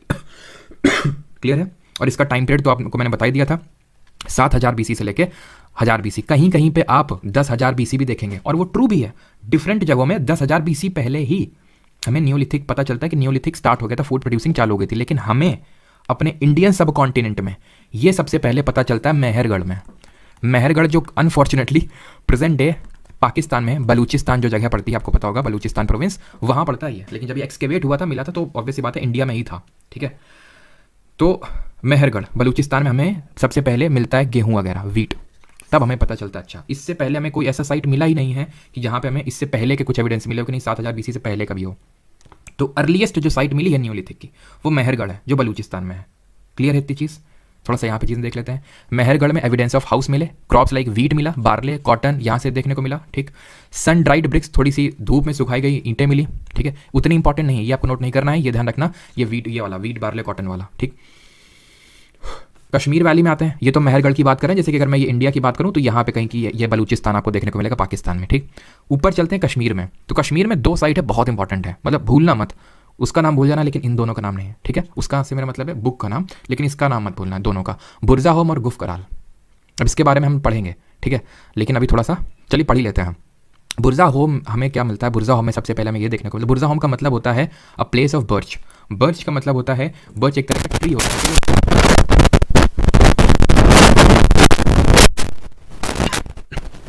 कभी वॉइस आ रही है, बीच में कुछ डिस्टर्बेंस होगा। तो बुरजा होम का मतलब होता है प्लेस ऑफ बर्च। बर्च एक तरह का पेड़ होता है। तो इस पर्टिकुलर जगह में जो बुरजा होम है, जो कि श्रीनगर के पास ही है, ठीक है। चलो यहाँ पे मैं लिख देता हूँ अलग से, बुरजा होम और गुफ कराल को अलग से पढ़ लेते हैं, ठीक है। जो बुरजा होम है, it is 16 kilometres west of Srinagar देखने को मिलती है। और ये बहुत इंपॉर्टेंट है, ध्यान रखना, ये दोनों साइड जो है ना, बुरजा होम और गुफ कराल, वेरी इंपॉर्टेंट। तो बुरजा होम इंपॉर्टेंट इसलिए है बिकॉज सबसे पहले यहाँ पे हमें पता चलता है कि डॉग्स को, कुत्तों को उनके मास्टर्स के साथ बरी किया गया, यानी कि domestic dogs were buried with masters. ये हमें कैसे पता चला? हमें कंकाल से पता चलता है, हमें स्केलेटन से पता चलता है कि डिफरेंट जगहों में यहाँ पे ह्यूमन का स्केलेटन है और जस्ट बगल में डॉग का स्केलेटन है। तो हो सकता है उनके कुछ बिलीफ रहे हों, बिलीफ सिस्टम की भाई अगर कुत्ते को मतलब उसके बगल में, हमने ये चीज़ तो अभी देख ही लिया था कि डोमेस्टिकेशन एनिमल का मीजोलिथिक में स्टार्ट हो गया था, ये तो हमने देख ही लिया था। अब ये जो बरियल है, ये से हमें ये पता चलता है कि हो सकता है ये मतलब बहुत प्री रहता होगा मास्टर का। जैसे मान लो कि प्रेजेंट डे में भी है, जो कोई कुत्ता पालता है तो आपने देखा होगा कि बहुत ही मतलब लगाव रहता है डॉग से, है ना, डॉगी से, है ना। उनके डॉग को कुत्ता बोल दो तो गुस्सा हो जाते हैं, इतना लगाव होता है, ठीक है। तो और अगर कोई है यहाँ पे, मतलब होंगे काफ़ी लोग, तो मैं मतलब ऑफेंड नहीं करना चाहता हूँ आपको, बस मैं इतना ही बोल रहा हूँ कि हाँ ठीक है, लगाव होता है, अच्छी बात होती है लगा होना। और क्योंकि क्यों डोमेस्टिकेट किया जाता है डॉग्स को? बिकॉज ये हमें सिक्योरिटी प्रोवाइड करता है ना, लव प्रोवाइड करता है, बॉन्डिंग होती है एक। तो ये भी हो सकता है कि माना जाता हो कि मतलब अगले जन्म में दोनों फिर साथ पैदा होंगे, तो ऐसा कुछ, ठीक है। तो domestic dogs were buried with masters बुरजा होम में। और बुरजा होम का मतलब क्या होता है? Place of birch. बर्च एक तरह का पेड़ है, ठीक है। यहाँ पे हमें देख ये पता चलता है कि people here lived on a lake side in pits, यानी कि गड्ढे में रहते थे लोग यहाँ पे। पता है मेहरगढ़ में हमें ये पता चलता है कि मेहरगढ़ वाले जो लोग हैं, मेहरगढ़ वाले लोग हैं, ये ब्रिक हैं, ईंटें ड्राइड ब्रिक कर रहे हैं और इससे घर बनाते थे इस तरह से, जो हम प्रेजेंट डे में बनाते हैं थोड़ा सा। ये लोग नहीं जानते थे कि इस तरह से घर भी बनाया जा सकता है। ये लोग गड्ढा खोद देते थे और गड्ढे के अंदर रहते थे, ठीक। गुफ कराल की बात कर लेते हैं। गुफ कराल, गुफ मतलब गुफा, इसका मतलब होता है गुफा। It is also known as cave of potter. Potter मतलब जो लोग पॉटरी बनाते हैं, घड़े बनाते हैं, कुम्हारों की गुफा, कुम्हारों की गुफा, गुफ कराल, ठीक। ये भी आपको देखने को मिलेगी श्रीनगर के पास, but 41 kilometre south west of Srinagar, ठीक है। और ये भी एग्रीकल्चर प्रैक्टिस करते थे एंड डोमेस्टिकेशन ऑफ एनिमल्स ये भी प्रैक्टिस करते थे, ठीक। चिरांद, चिरांद में बोन टूल मिलते हैं, चिरांद में बोन टूल मिलते हैं। अब एक्चुअल में मैं आपको बताऊं, जैसे बुरजा होम और गुफ कराल मैंने बताया कश्मीर वैली की साइट है। तो इन दोनों साइट में, या फिर हमें जो कश्मीर वैली की साइट है, सबसे पहले यहाँ पे हमें वेपन्स मिलते हैं, टूल्स एंड वेपन्स मिलते हैं मेड ऑफ बोन्स, हड्डियों से बनाए हुए वेपन्स मिलते हैं। कहाँ से? कश्मीर वैली, नियोलिथिक में कश्मीर वैली से, और कहीं से नहीं मिलते हैं एक्सेप्ट चिरांद। ठीक है, आई होप मैं सही प्रोनाउंस कर रहा हूँ, बाकी यूपी और बिहार के लोग जानते होंगे। वैसे जो जगह पड़ती है चिरांद, ये बिहार में पड़ती है, ठीक है। और चिरांद का मतलब जानते होंगे, खासकर कानपुर के वाले लोग तो ज़रूर जानते होंगे ना। तो जो चिरांद जगह है ये बिहार में पड़ती है, और यहाँ पे भी हमें बोन टूल्स मिलते हैं। कश्मीर वैली में मिलते हैं, और कश्मीर वैली को छोड़ के सिर्फ चिरांद में ही मिलते हैं। कर्नाटक की नियोलिथिक साइट्स हैं संगनाकल्लू, ब्रह्मगिरी, मस्की, पिकलीहल, हल्लूर, और यहाँ पे हमें मिलेट का कल्टीवेशन देखने को मिलता है। मिलेट मतलब ये ज्वार बाजरा ये सब। उत्तर प्रदेश में इलाहाबाद में है, और आंध्रा में भीमा कृष्णा तुंगभद्रा रिवर के पास में बूडीहल, उटनूर और नागार्जुना कोंडा। उटनूर आंध्र की सबसे पुरानी साइट है, अर्लीस्ट साइट है उटनूर। तमिलनाडु में अगर बात करें, दो साइट्स हैं, पय्यमपल्ली और कावेरी। बेलन वैली जो कि उत्तर प्रदेश में पड़ती है, कोलदीवा और महागरा। कोलदीवा इसलिए इंपॉर्टेंट है बिकॉज सबसे पहले राइस के जो एविडेंस है, चावल के जो हमें एविडेंस है, वो कोलदीवा से ही मिलते हैं। गेहूं के मेहरगढ़ से, चावल के बेलन वैली कोलदीवा से। कोलदीवा यूपी में पड़ती है, ठीक है, उत्तर प्रदेश। और गारो हिल मेघालय में, ये भी आपकी नियोलिथिक की साइट है। अब मैंने आपसे एक चीज़ बोली थी, अगर आपको याद हो, कि हमें कैसे पता चला नियोलिथिक वाले एग्रीकल्चर प्रैक्टिस करते हैं। तो हमें पता चला पॉटरी से, हमें पता चला पॉटरी से। ये है पॉटरी, घड़े से। अब अगर ये है तो इससे हम ये कैसे डिसाइफर कर सकते हैं कि ये लोग एग्रीकल्चर प्रैक्टिस करते होंगे? ऐसे हमें पता चलता है कि आज भी, या फिर आज तो नहीं लेकिन हाँ, आपने ज़रूर अपने गांव में दादी वगैरह को आपने देखा होगा कि इन मटकों में या फिर ऐसे घड़ों में वो कुछ ना कुछ अनाज स्टोर करके रखती हैं। तो हम ये मानते हैं कि ये पॉटरी, इन लोगों, ये लोग जो अपने एक्सेस फूड ग्रेन्स हैं उसको स्टोर करने के लिए, या फिर पानी भरने के लिए, एक्सेस फूड ग्रेन्स है पानी भरने के लिए, स्टोर करने के लिए ये पॉटरी का यूज़ करते थे। ठीक, तो पॉटरी हमें बेसिक यहाँ पे पॉटरी मिलती है। और पॉटरी आपकी हमें जैसे कि ब्लैक और रेड कलर में, जैसे कि यहाँ पे आप देख पा रहे हो ब्लैक और थोड़ी सी रेड कलर में है, ठीक है। तो हमें यहाँ पे ब्लैक एंड रेड पॉटरी ही मिलती है। बस हमें इतना पता होना चाहिए। क्लियर? यहाँ तक सभी को सारी चीज़ें क्लियर हैं कि नहीं? और एक चीज़ ध्यान रखना कि यहाँ पे अगर आर्ट की बात कर लें कि आर्ट वगैरह, तो आर्ट हमें बहुत ज़्यादा देखने को मिला नहीं है एक्सेप्ट वन प्लेस, और वो है भीमबेटका। ठीक है, भीमबेटका जो पड़ती है जगह कहाँ पे, अभी मैंने आपको बताया था मध्य प्रदेश में। अगर बहुत ही प्रिसाइजली पूछ ले, एसएससी ये पूछ लेता है, ठीक है, वेरी प्रिसाइजली, तो 45 किलोमीटर साउथ ऑफ भोपाल। यहाँ से हमें रॉक पेंटिंग्स देखने को मिलती हैं, चट्टानों में पेंटिंग देखने को मिलती है। उन पेंटिंग में कौन बना होता है? उन पेंटिंग में इंसान बने हैं, ठीक है, ह्यूमंस बने। अब ह्यूमन ऐसा नहीं कि बहुत मोनालिसा की तरह बने हुए, ऐसे बने जैसे हम लोग बनाते हैं ना ऐसे बस, ठीक है। कि पता चला यहाँ पे एक इंसान है सेंटर में और बाकी उसको सब ने घेर रखा है, मारने के लिए नहीं, मतलब हो सकता है कि वो राजा या फिर कोई रानी हो और उसके अराउंड सब लोग मतलब नाच रहे हैं, ठीक है। तो वो कुछ इस तरह का हो सकता है, ठीक है। तो ह्यूमंस हमें देखने को मिलते हैं इसमें, बर्ड्स, एनिमल्स, ये रॉक पेंटिंग में देखने को हमें मिलते हैं। But it is not important कौन देखने को मिलता है, बस भीमबेटका के बारे में आप याद रखिएगा। और पॉटरी ब्लैक और रेड पॉटरी है यहाँ पे। और नियोलिथिक लोग जो है प्रॉपर्टी भी ओन करते थे, ध्यान रखना, ठीक है।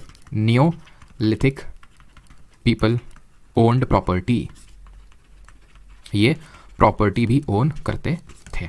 Is that clear? अब बस हमारा एक पार्ट बाकी है, यहाँ तक किसी कोई डाउट हो तो बता देगा, फिर हम लोग बढ़ते हैं आगे। इसके बाद बस हमारा छोटा सा टॉपिक बचा है, बहुत छोटा सा है, चाल्कोलिथिक, फिर हम आगे बढ़ेंगे। ये लेकिन एज का है सर, ये लेकिन मेजोलिथिक एज का सर, क्या Ritesh?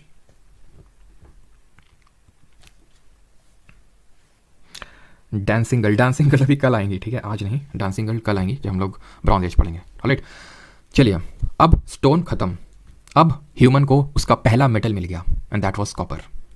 First metal discovered by humans, that is copper, तांबा।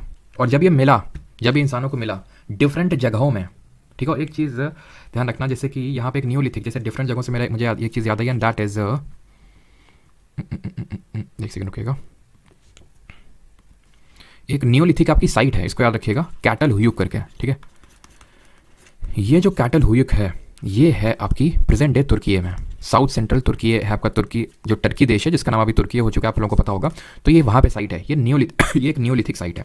अब ये इंपॉर्टेंट इसलिए हो जाता है और कभी कभी इसके बारे में इसलिए पूछ लेता है, भले ही इंडिया से इसका कोई लेना देना नहीं है, it is one of the first human protocities, one of the first human protocity, मतलब पूरा सिटी बना के रह रहे थे। अभी हम जब देखेंगे तो हम ये देखेंगे, हमारी कॉपर एज खत्म होगी तो ब्रॉन्ज एज आएगी, हड़प्पा वाला, तब वहाँ चल के देखेंगे कि वहाँ पे हमारा सिटी अर्बन सिविलाइजेशन था। लेकिन यहाँ लोग नियोलिथिक में ही, कैटल हुयुक में चालू हो गए थे सिटीज़ में। तो one of the first human proto cities में रहना चालू कर दिए थे। और एक चीज़ यहाँ पे आप लिखिएगा, नॉर्थ ईस्ट में गारो हिल तो है ही है, और एक है आपकी दार्जिलिंग हेडिंग, ठीक है, दार्जिलिंग हेडिंग, ये है आपकी असम में साइट है, नियोलिथिक साइट है, और यहाँ से हमें एक पर्टिकुलर टाइप का पत्थर देखने को मिलता है जिसको हम बोलते हैं जेडाइट स्टोन। हरे कलर का स्टोन होता है, बहुत ही precious stone, Daojali Hading, neolithic site है असम में। क्लियर। अब आ जाते हैं हम लोग चालकोलिथिक पे। तो जहाँ से हमें देखने को मिला कॉपर, कहीं कहीं पे हो सकता है कुछ पार्ट में, मान लेते हैं कि यहाँ पे ये इंडिया है, यहाँ के लोगों को कॉपर पहले मिल गया, यहाँ के बाद को मिला, या फिर यहाँ पहले मिल गया और यहाँ के लोगों को बाद में मिला, तो यहाँ कॉपर एज पहले स्टार्ट हो जाएगी, यहाँ बाद में स्टार्ट हो जाएगी, सिंपल। ठीक है। तो क्योंकि यहाँ पे कॉपर मिला इसीलिए हम इसको कॉपर एज बोल देते हैं, या फिर चालकोलिथिक एज भी बोल देते हैं। बहुत बड़ी एज नहीं रही है ये, बहुत बड़ी एज नहीं रही है। जैसे फॉर एग्जांपल पीलियोलिथिक कितने सालों की बात कर रहे हैं, ठीक है। फिर मीजोलिथिक और छोटा हो गया, नियोलिथिक और छोटा हो गया। मेडिवल हिस्ट्री पढ़ेंगे उसमें और छोट कम ईयर पढ़ने पड़ेंगे, और मॉडर्न हिस्ट्री में और कम। क्यों? ये मॉडर्न हिस्ट्री में तो हर एक साल में 1921 में क्या हुआ, 1922 में क्या हुआ, 1923 में क्या हुआ, ठीक है। अब यहाँ में थोड़ी ना पता है कि मान लो कि 20,000 BC में ये हुआ, 20,001 BC में ये हुआ, हमें नहीं पता है। तो इस वजह से यहाँ पे जो टाइम पीरियड है वो बहुत बड़ा हो जाता है, ठीक है, एशियन हिस्ट्री में। तो चालकोलिथिक आप समझ गया। जो चालकोलिथिक एज वाले लोग थे ये अभी भी रूरल कम्युनिटी ही थे, ठीक है। ऐसा नहीं कि अभी लोग शहरी हो गए, ये रूरल कम्युनिटीज़ में ही आएंगे आपके, ठीक है। इसकी कुछ साइट्स हैं चालकोलिथिक साइट, वो इंपॉर्टेंट है। अब एक चीज़ को आप यहाँ पे नोटिस करेंगे कि जो चालकोलिथिक साइट है, यानी कि जहाँ जहाँ से हमें ये पता चला कि यहाँ के लोग कॉपर यूज़ करते थे नियोलिथिक के बाद में, वो राजस्थान, मध्य प्रदेश और महाराष्ट्र के अराउंड ही कंसंट्रेटेड रहेंगे। यानी कि ये जो हमारा पार्ट है इंडिया का, यहाँ पे कारण सिंपल, कॉपर यही मिलता है। ज्योग्राफी में हम पढ़ेंगे कि खेतरी माइंस कहाँ है, जरा बताइए। मलज खंड कहाँ है बताइए जल्दी से। ये जो माइंस हैं ये कॉपर की माइंस हैं, यहाँ से कॉपर मिलता है, तांबा मिलता है हमें। खेतरी माइंस राजस्थान, मलज खंड मध्य प्रदेश, जहाँ कॉपर मिलेगा वहीं तो ये साइट डेवलप होंगी। और मिनरल्स कहाँ मिलते हैं हमें, धातुएं ईस्टर्न इंडिया में मिलते हैं, इसलिए थोड़ा बहुत ईस्टर्न इंडिया में डेवलप हो गया। लेकिन ज़्यादातर हमें कहाँ मिलते हैं, ज़्यादातर हमें, मैंने अभी बताया जो राजस्थान और ये मध्य प्रदेश वाला बेल्ट है वहाँ पे, इसलिए चालकोलिथिक साइट हमें यहीं पे डेवलप होती मिलेंगी। राजस्थान में 2 जगह, अहर और गिलुंद, ठीक। हमें ये पता होना चाहिए कौन सी साइट है, ठीक है, ये उतना इंपॉर्टेंट नहीं है ये, ठीक है। ईस्टर्न इंडिया में अगर बात करेंगे चिरांद, नियोलिथिक वाली साइट भी है चिरांद, जहाँ से बोन्स के टूल्स मिलते हैं, बिहार में बुर्दवान, मिदनापुर, ठीक है। ये ईस्टर्न इंडिया में अगर हम बात करें, ये कहाँ है, वेस्ट बंगाल में, ठीक है, पश्चिम बंगाल में। मध्य प्रदेश में आ जाते हैं मालवा, कयाथा और ईरान। ईरान वो वाला ईरान नहीं, ईरान देश नहीं, ईरान जगह है मध्य प्रदेश में, ठीक है। हमें ये ज़्यादा याद करने की जरूरत नहीं है, ठीक। महाराष्ट्र में अगर आ जाए तो महाराष्ट्र में जितनी साइट हैं उनको हम जॉर्वे के अंडर बोलते हैं। तो जॉर्वे कल्चर, जॉर्वे क्या है, जॉर्वे जगह है महाराष्ट्र में। जैसे हम बोलते हैं ना हड़प्पन साइट्स, ठीक है। जैसे कि अब हड़प्पा हम पढ़ते हैं तो हड़प्पा के अंदर बहुत सारा है, हम साइट्स पढ़ेंगे डिफरेंट तरह की। लेकिन क्योंकि हड़प्पा सबसे पहले मिली थी इसलिए उसको, उस पर्टिकुलर कल्चर को, सिविलाइजेशन को हड़प्पन सिविलाइजेशन बोल देते हैं। ऐसे ही महाराष्ट्र में जहाँ जहाँ कॉपर का सिविलाइजेशन मिला उसको हम जॉर्वे कल्चर बोल देते हैं, क्योंकि सबसे पहले जो मिला वो जॉर्वे था और सबसे जो बड़ा है वो भी जॉर्वे ही है, ठीक है। और इस जॉर्वे में नहीं, सॉरी, जॉर्वे में जो सबसे बड़ा होगा वो दैमाबाद होगा, लेकिन क्योंकि सबसे पहले जॉर्वे मिला इसलिए हम उसको जॉर्वे का नाम दे देते हैं। तो जॉर्वे के अंडर में नेवासा, दैमाबाद, चंडोली, इनामगांव, नासिक, नवडा टोली सब आएंगे महाराष्ट्र में, under which culture, Jorwe culture. Is that clear? और इसमें से जो अहर है जो राजस्थान में है ये आपका ओल्डेस्ट है या फिर अर्लीस्ट है, अर्लीस्ट चालकोलिथिक है, ठीक। जो अहर और जो गिलुंद हैं ये दोनों आपको मिलते हैं बानस वैली, बनास वैली भी आप बोल सकते हैं। बनास आपकी रिवर है राजस्थान में, उसकी घाटी के राउंड आपको देखने को मिलते हैं अहर और गिलंद।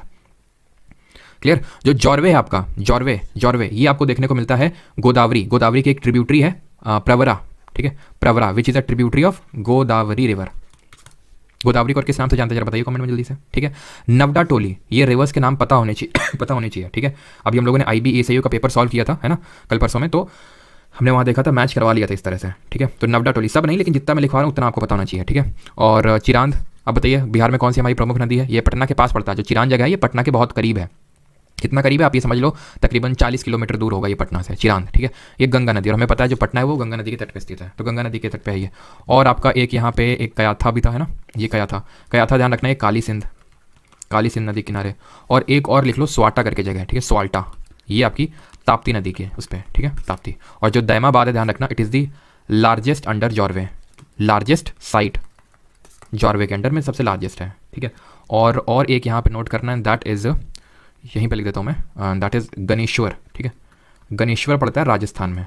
और ये बस इसलिए इंपॉर्टेंट है कि यहाँ से हमें बहुत सारे टूल्स कॉपर के मिलते हैं, मतलब बहुत सारे टूल्स मिलते हैं यहाँ पे, ठीक है। और भी मिलते हैं बाकी जगहों से भी, तभी हमने उनको चालकोलिथिक के अंदर रखा, लेकिन यहाँ से बहुत ज़्यादा हमें टूल्स मिलते हैं, tools made of copper. Clear? ये चीज़ आपको पता हो गई। अब यहाँ पे एक चीज़ आपसे ये पूछ सकता है कि यहाँ के लोग किस तरह का बरियल परफॉर्म करते थे। तो they practised urn burial. Urn burial क्या होता है? अर्न का मतलब होता है जैसे प्रेजेंट डे में हम क्या करते हैं, हिंदू धर्म में जैसे अगर किसी की डेथ होती है तो हम जलाते हैं उसको, है ना, और जो अस्थियाँ होती हैं उसको हम जैसे किसी पॉटरी में जैसे मटके में रखते हैं और उसको विसर्जित कर देते हैं, उसी को बोलते हैं अर्न। तो चालकोलिथिक पीरियड में हमें ऐसे ही देखने को मिलता है कि भाई मटके में कुछ अस्थियाँ रखी हुई हैं, तो अर्न बरियल ये प्रैक्टिस करते थे। क्लियर है। और इनको बर्न्ट ब्रिक्स के बारे में नहीं पता था, ना तो घोड़े के बारे में पता था, ठीक है। दे वर नॉट एक्विटेड, या फिर दे डिड नॉट नो, ठीक है, एक्विटेड थोड़ा सा ज़्यादा भारी हो जाएगा। दे डिड नॉट नो, यहाँ पर डिड लगा देते हैं, डिड के साथ फर्स्ट फॉर्म ऑफ वर्ब या फिर सेकंड फॉर्म ऑफ वर्ब क्या है ये, डिड नॉट नो क्या, horse and burnt bricks. Is that clear. और कुछ पॉटरी डिस्कस कर लेते हैं। ये लोग किस तरह की पॉटरी यूज़ करते थे। तो ये लोग पॉटरी या तो ब्लैक एंड रेड भी काफ़ी यूज़ करते थे। ब्लैक एंड रेड कैसी, जैसे मान लो कि पूरी रेड है उसमें कुछ ब्लैक दिख रहा है, या फिर पूरी रेड है उसमें कुछ ब्लैक कर दिया है, या फिर सिर्फ रेड है सिर्फ ब्लैक है, ये भी हो सकता है। और लास्ट में कहीं कहीं कुछ साइट में हमें ऑकरे कलर्ड पॉटरी भी देखने को मिलती है, OCP जिसको बोलते हैं। ऑकरे कलर्ड का क्या मतलब होता है, जैसे मटमैला कलर, हिंदी में इसको हम बोल सकते हैं मटमैला, गेरुआ कलर, रंग दे तुम मोहे गेरुआ, तो वो गेरुआ जो कलर है उसको बोलते हैं ऑकरे, ठीक है, ऑकरे कलर्ड पॉटरी। यहाँ पे होती हैं आपकी चीज़ें खत्म। किसी कोई डाउट हो तो बताइए, और फिर अगर आपको वो वीडियो देखना हो तो जल्दी से बताइए।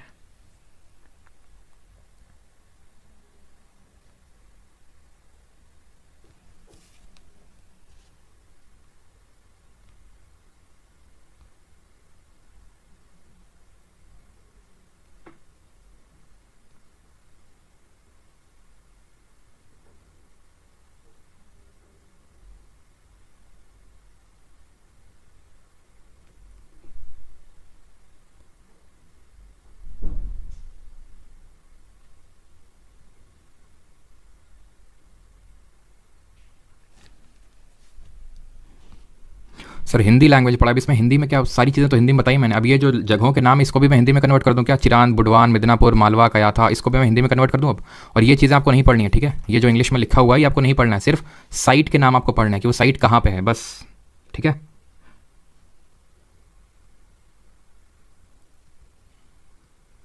हैंड रिटन नोट्स दोनों बैच में सेम रहेगा सर, हैंड रिटन नोट्स मिलेगा आपको, चिंता ना करो, ठीक है।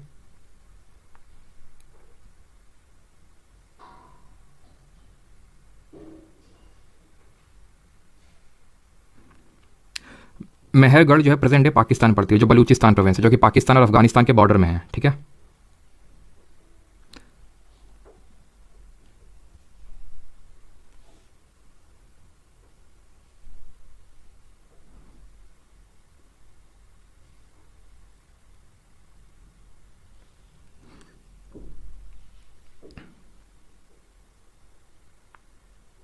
व्हेन वाज फायर डिस्कवर्ड, तो फायर तो अगर मैं बात करूँ तो फायर डिस्कवर तो ये पीलोलिथिक में हो गई थी, बट उसका जो यूज़ है वो मेसोलिथिक में स्टार्ट हुआ था, ठीक है। आप में से किसी ने डाउट पूछा था। सर बुक में तो बहुत ज़्यादा दे रखा है, तो अब ज़्यादा दे रखा है तो ये मेरी गलती क्या, अब जो यहाँ पे मैंने जितनी चीज़ें बताई हैं सिर्फ आपको उतनी याद करनी है, ठीक है। बुक में कितना दे रखा है, कौन सी बुक में कितना दे रखा है मुझे नहीं पता। नहीं हमारी बिल्कुल रिलेवेंट नहीं है, बिल्कुल भी रिलेवेंट नहीं है, सब ऐसे ही चल रहा है, ठीक है। मौज करो आराम से, कहाँ यहाँ पे फालतू में भटक रहे हो।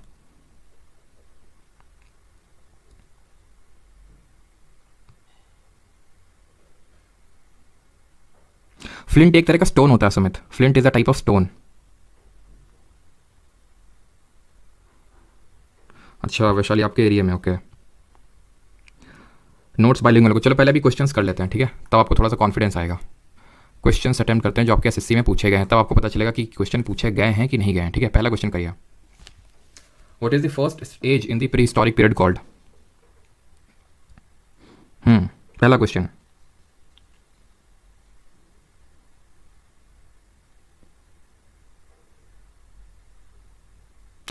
What is the first age in pre historic period called, प्राग ऐतिहासिक काल में प्रथम युग को क्या कहा जाता है, तो it is called age palaeolithic, simple, ठीक है, पूरा पाषाण काल।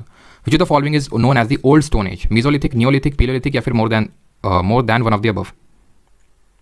स्टोरी बेस में पढ़ा रटवा रही हो, स्टोरी, यहाँ कौन सी स्टोरी बताएं तुमको, है ये लव स्टोरी चल रही है यहाँ पे, स्टोरी बेस में पढ़ाओ, या फिर मॉडर्न हिस्ट्री चल रही है, बड़े स्टोरी बेस में पढ़ाओ, या कौन सी स्टोरी बता दे तुमको, कौन है कैरेक्टर यहाँ पे जो जिससे हम तुमको स्टोरी बता दें।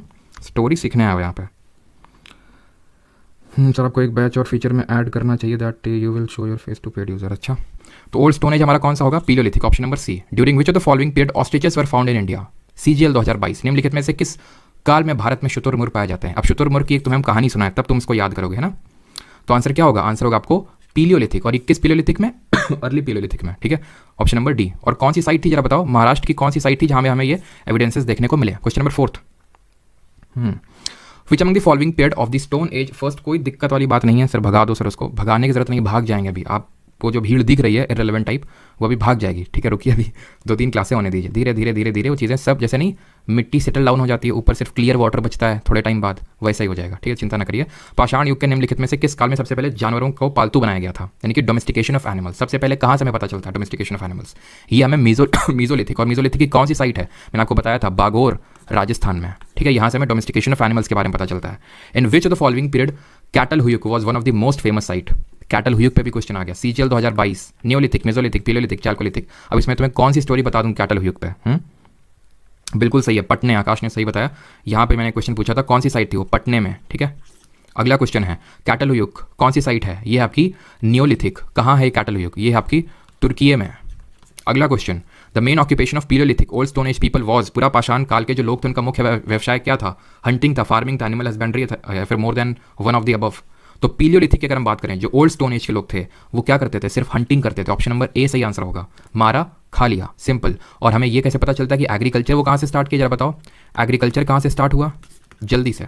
अगला question, question number 7, the word India comes from the Indus called dash in Sanskrit. और एक चीज़ मुझे आप लोगों से बोलनी है, खासकर वो लोग जो हिंदी के नोट्स बना रहे हैं या बनाएंगे, कुछ एक चीज़ मुझे आपसे बोलनी है, थोड़ा सा क्वेश्चन कर लेते हैं उसके बाद, ठीक है। तो एग्रीकल्चर हमें सबसे पहले नियोलिथिक से पता चलता है, डोमेस्टिकेशन ऑफ एनिमल मीजोलिथिक से पता चलता है, word India comes from the Indus called dash in Sanskrit, तो इंडस को हम संस्कृत में बोलते हैं Sindhu, option number D.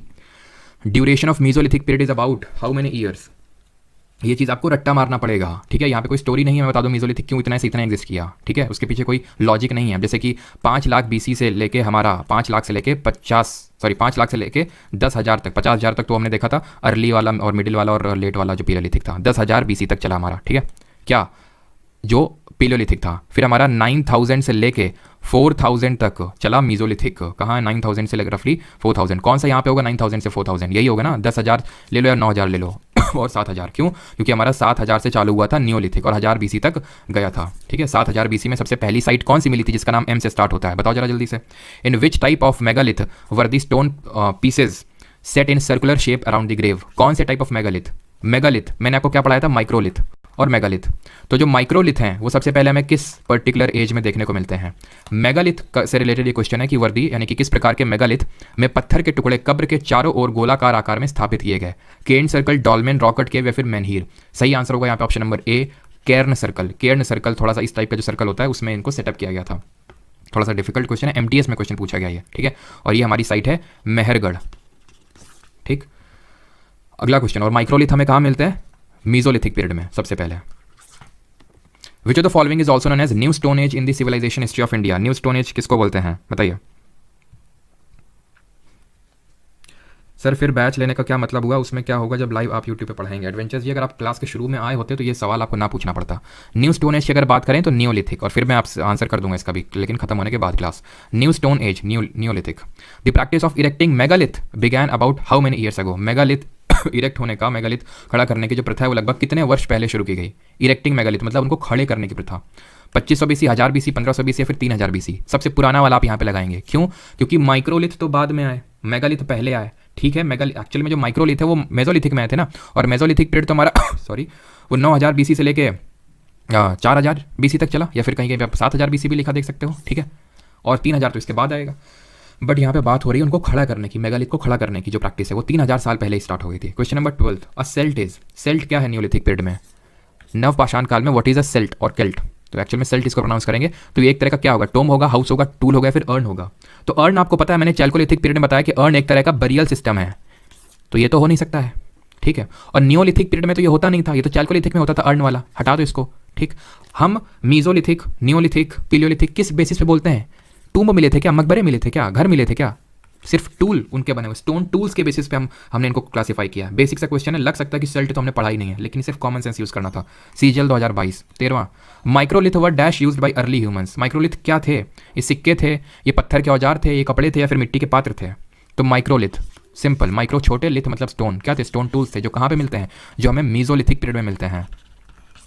Question number 14, which of the following is a palaeolithic site of archaeological importance in India. अब बताइए क्यों मैंने आपको साइट पढ़ा रहा था वो, इसीलिए। और इतनी ढेर सारी साइट है, जैसे आप में से कुछ लोग लिख भी रहे थे, बुक में तो बहुत सारे हैं। विक्स लीजिए, विक्स ले लेंगे, ठीक है।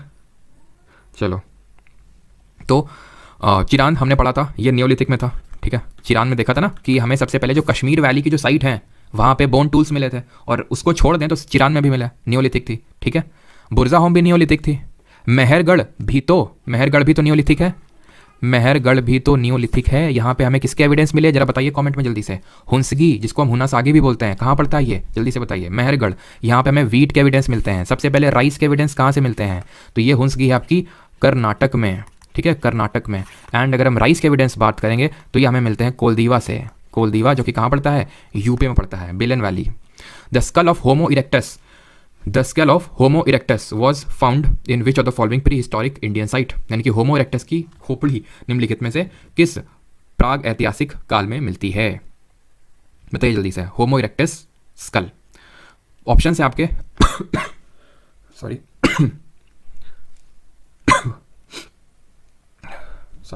तो यहाँ पे अगर हम बात करें पंचमढ़ी, हथनोरा, पटने, संगनाकल्लू, तो सही आंसर यहाँ पे होगा ऑप्शन नंबर बी, पथनोरा। पटने महाराष्ट्र तो हमें ऑस्ट्रिच मिलता है, ठीक है, ऑस्ट्रिच के एविडेंस मिलते हैं। और जो हथनोरा है ये पड़ता है आपका present day if not wrong Madhya Pradesh में। ये जो आपकी नर्मदा नदी है उसके पास में ये साइट है आपकी, ठीक है, नर्मदा नदी के पास में यहीं से हमें मिलता है, ठीक है, क्लियर।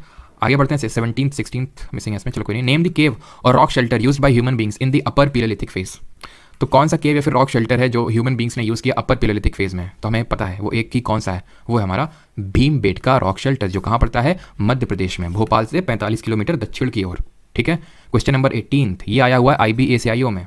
यहाँ पे चैल्कोलिथिक कल्चर साइट दी हुई है और वो किस नदी नदी के किनारे स्थित है, ये आपको बताना है, जल्दी से बताइए। होमो इरेक्टस का मतलब होता है ह्यूमन का स्कल, खोपड़ी, ठीक है। होमो इरेक्टस का मतलब होता है ह्यूमन की खोपड़ी। यहाँ पे मैं लिख देता हूँ, कहाँ गया ये, ह्यूमन स्कल लिखा तो हुआ यार ये, ठीक है, ह्यूमन स्कल। चलिए, तो इसको हम मैच करते हैं। तो मैंने आपको बताया था दो साइड्स थी हमारी, अहर और गिलविंद, ठीक है। तो ये दोनों कहाँ पे थी, बानस वैली, अहर और गिलुंद, तो ये 4 हो जाएगा। कयात मैंने बताया था काली सिंध, कैसे कयात और कैसे काली सिंध, ठीक है। और स्वालदा बताया था लास्ट में, अगर आपको याद तो स्वालदा ताप्ती, तो 4 3 1 और बच गया 2, तो 4 3 1 2, ठीक है, 4 3 1 2, option number B. Question number 19, ये भी IBACIO में क्वेश्चन पूछा गया 2021। लंगनाच, संगनाकल्लू, गौरीगुंड, डाम, चौपानी, मांडो, बताइए जल्दी से आंसर क्या होगा। ये आपकी कौन सी साइट है, मीजोलिथिक साइट है। अगर आपको याद आ रहा हो तो मैंने मीजोलिथिक साइट आपको ये सारी उसमें थी, जो हम लोगों ने वो चार्ट देखा था उसमें, ठीक है। तो लंगनाच की अगर बात करें तो ये है आपका गुजरात में। संगनाकल्लू साउथ इंडिया का नेम है, तो ऑब्वियस सी बात है उत्तर प्रदेश तो हो नहीं सकता। अगर बी का जहाँ पे भी हमें कुछ 1 ओके, ठीक है, बी का यहाँ पे होगा कर्नाटक में ये, ठीक है। गौरी गुंडाम, गौरी गुंड, अभी गौरी टाइप जो नाम है ये आपका है तेलंगाना का। चौपानी मांडो होगा आपका उत्तर प्रदेश का। तो 4 2 1 3 will be the correct answer, option number C, alright. और यहाँ पे आखिरी क्वेश्चन है, जल्दी से आप सॉल्व करिए, क्वेश्चन नंबर 20 और आंसर बताइए।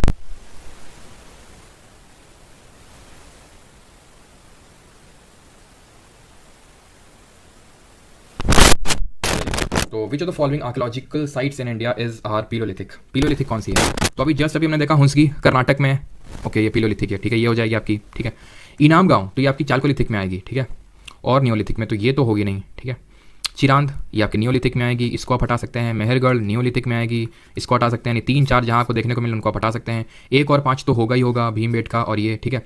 बस ये देखना 2 होगा कि नहीं होगा। तो पीलियोलिथिक में आपका इनाम गांव, अच्छा सिर्फ पीलियोलिथिक ही लिखा है, ओके, ठीक है। तो जो इनाम गांव है वो हमने देखा था अपर पीलियोलिथिक में आ रहा था, यानी पीलियोलिथिक का जो लास्ट स्टेज था उसमें ये आ रहा था, ठीक है। तो इसलिए ये भी होगा आपका ऑप्शन नंबर सी, 1 2 एंड 5। यहाँ पे होते हैं आपके क्वेश्चंस खत्म। अब मैं आपको वीडियो दिखा देता हूँ, या फिर ह्यूमन एवोल्यूशन वाला, ठीक है, और फिर जो आपके डाउट्स होंगे वो मैं आंसर करूँगा, ठीक है। आपको पता तो होना चाहिए, मैं इतनी देर से उस वीडियो के बारे में बोल रहा हूँ, तो पता तो होना चाहिए आपको वीडियो के बारे में, ठीक है। देख तो लीजिए और फिर जिसके जो डाउट है वो टाइप करते जाइए, फिर मैं उसके बाद डाउट्स ले लूँगा, और बाकी जो भी जिसको जो पूछना है वो पूछ सकता है, राइट। अब इसमें हिंदी में क्या था यार, एकदम गधे हो गया एकदम, है हिंदी में क्या, मैं इस साइट के नाम भी हिंदी में बताऊँ, ये क्वेश्चन हिंदी में नहीं है, या फिर एकदम रिजिड माइंडसेट लेके आया हो। मैंने आपको पहले ही बोल दिया था मैं किस तरह से चीज़ें करवाता हूँ, पहले देख लो, ठीक है, तभी बैच में आना। और जिन लोगों ने अभी एनरोल नहीं किया, मैं उन लोगों को फिर से रिपीट करूँगा कि पहले आप एक बार देख लीजिए कि मैं किस तरह से पढ़ाता हूँ, तभी बैच में एनरोल करिएगा, ठीक है। ह्यूमन एवोल्यूशन यहाँ पे थोड़ा सा देखते हैं अभी, आई होप आपको वॉइस आएगी ढंग से।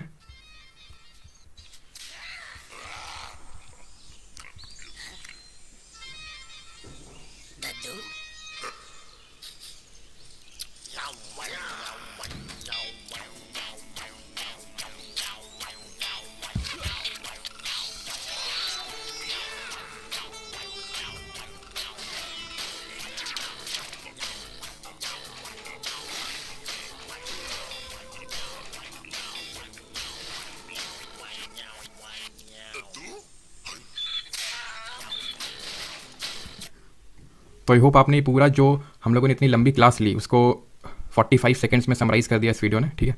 तो चलिए अब जो डाउट्स हैं वो मैं ले लेता हूँ, ठीक है। तो सबसे पहली बात तो ये जो आज पहली क्लास है, क्योंकि बीइंग फर्स्ट क्लास ये आपकी फ्री रहेगी यूट्यूब पे, ठीक है। बाकी जो क्लासेस हैं वो भी यूट्यूब पे फ्री रहेंगी, और ये कुछ ऐसा नया नहीं बता रहा हूँ मैं। बैच अनाउंसमेंट जो मैंने वीडियो दी थी उसमें सारी चीज़ें मैंने बताई थी कि फ्री रहेंगी यूट्यूब पे, और इसके बाद ठीक है 30 मिनट्स तक ही सिर्फ आपको यूट्यूब में मैक्सिमम मैं बता रहा हूँ, ठीक है। 30 मिनट्स के अंदर ही या फिर 30 मिनट्स के अंदर ही ये जो है इसका जो रिकॉर्डेड फॉर्म है ये एप्लीकेशन पे अपलोड हो जाएगा, ठीक है।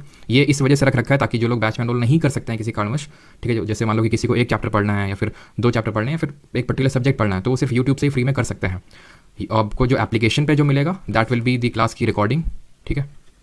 क्लास की रिकॉर्डिंग आपको मिलेंगी, प्लस हैंड रिटन नोट्स आपको मिलेंगे, ठीक है, प्लस वीकली क्विजेज आपको मिलेंगी, ठीक है। ये सारी चीज़ें आपको मिलने वाली है बैच के अंदर। बाकी मैं किस तरह से पढ़ाता हूँ एक बार देख लीजिए कि मैं इंग्लिश हिंदी कितने का यूज़ करता हूँ, क्योंकि हिंदी मीडियम वाले स्टूडेंट का ये रहता है हिंदी में, तो मैंने जितना यहाँ पे हिंदी में चीज़ें करी हैं इतना ही हिंदी में रहने वाला है, ठीक है। आप ध्यान रखिएगा, क्योंकि मैंने सारे टर्म्स नियोलिथिक, पिलोलिथिक, मीजोलिथिक सब कुछ बता दिया है। इक्का दुक्का अगर गलती से ना प्रोनाउंस कर पाया हूँ तो अगर आप उसको भी सर्च नहीं कर सकते हैं तो बैच में मत आइएगा, मैं ये बोल दूँ, ठीक है। क्यों? क्योंकि मैं वो फालतू में एलिगेशन नहीं चाहता हूँ कि मतलब सर हमने तो बैच एनरोल कर लिया और हमारे इतने रुपये वेस्ट हो गए, उतने रुपये वेस्ट हो गए। मैं किसी का रुपये वेस्ट नहीं करना चाहता हूँ, बस, है ना। चारको नहीं, चालको होता है इंडियन फोर्स, और उसी को ही कॉपर एज बोलते हैं, बिल्कुल कॉपर एज को हम चालकोलिथिक बोलते हैं।